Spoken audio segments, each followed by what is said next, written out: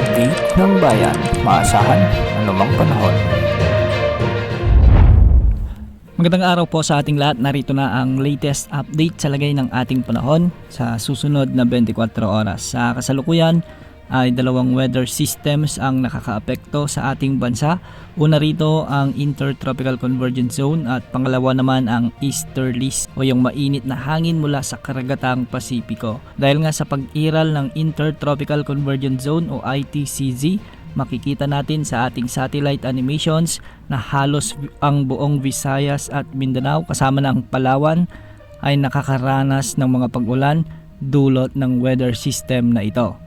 Ganitong panahon din ang nakikita natin sa may Sorsogon, Albay at Masbate, kaya magiging maulap ang kalangitan na may mga kalat-kalat na pagulan at kasamang thunderstorms. Posible ang banta ng mga biglang pagbaha o pagguho ng lupa, lalo na kung may makatamtaman hanggang sa malalakas na pagbuhos ng ulan. Samantala sa Luzon, sa Metro Manila ay magiging bagyang maulap hanggang sa maulap naman ang mga kalangitan na may mga isolated rain showers. Sa nalalabing bahagi ng Luzon, lalo na sa may Ilocos region, may mga nakikita tayong pag-ulan sa may Ilocos Norte, Ilocos Sur, La Union at ilang bahagi ng Pangasinan. Ito ay dulot ng mga thunderstorms. Samantala sa may Cordillera Administrative Region, particular sa may Abra, ay may mga malalakas na thunderstorms din na umiiral dito.